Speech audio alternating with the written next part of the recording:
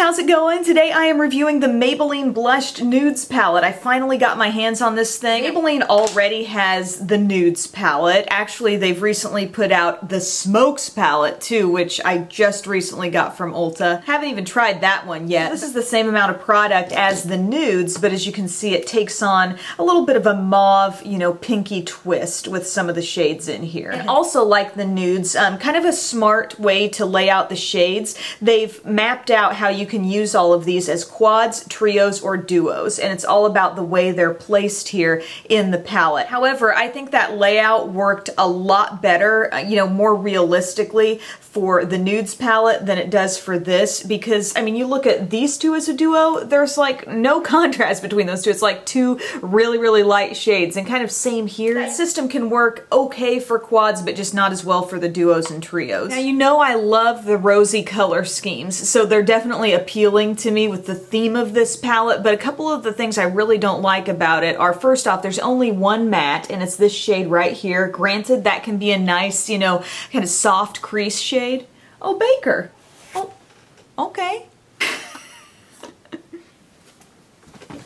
Hey now, cutie, you're gonna share that seat.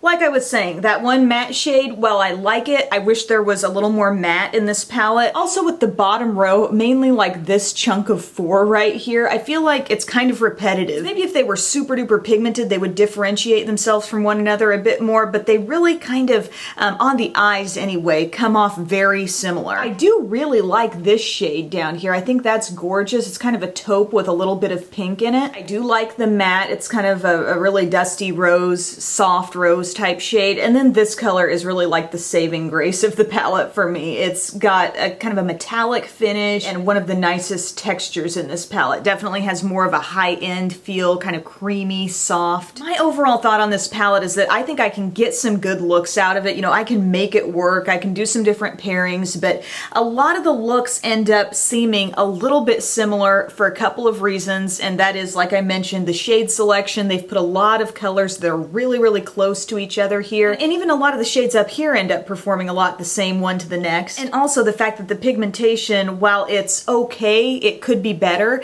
and when shades like this are already so close together and then they're not super pigmented, you don't tend to see quite enough difference between them. When you apply them on the eyes and you start shearing things out and blending over them, it can get a little muddy. I want to talk about the look I did today just so you can see these shadows in action. I think a base is absolutely essential for these. I used my NYC 24-hour stick thingy all over the lids and under the eye as well. And then I used the matte color just right in the crease. I also patted the lightest shade around my corner and up onto my lid a little ways. And I started playing with that rosy shade I like so much, and I got some of that on the rest of the lid and also pulled it up into the crease a little bit to intensify the color there. I went to the darkest shade, which actually seems to have decent color payoff for me. It's easy enough to work with, but I used that in the outer corner and really tried to shape an outer V. I used the white shade as my highlight up under the brow as well. Then I went back with the rosy color and kind of a wispy brush, and I built up that shade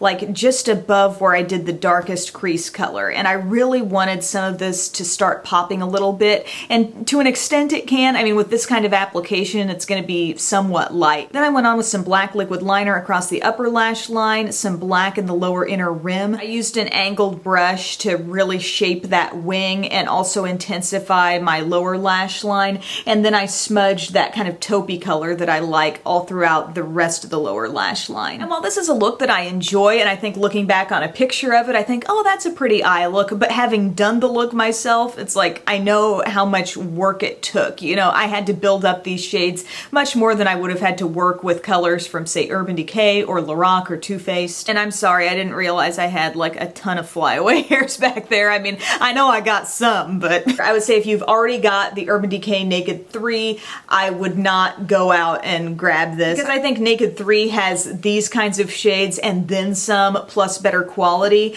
But even from the drugstore perspective, I think there are some comparable palettes that wouldn't cost you $10 but could still give you a similar look. From L'Oreal, the color Riche Quad in Rose for Romance, I've really enjoyed this one actually. It's got a nice taupe, a dark brown. Now this dark brown isn't totally matte, but it sort of performs that way on the eyes. And I like this rosy shade here too. The NYC Individualized Compact in Midtown Mauve. I think I was recently talking about this one over on the other channel, but there's a great rich burgundy here, a light pink, one of those interesting taupe shades that has a little bit of rose and a creamy color. So I hope this video gave you a little more info on this blush nudes palette. It's not a must-have in my book, especially when you really start looking at some of the other kind of rosy mauve eyeshadow options that are out there. But thank you guys so much. Whoa! Son of a bee sting. Cupcake didn't flinch down there. She's just chilling, sleeping here, purring her head off. Like I was saying, thank you for watching. I'll see you again next time. Bye.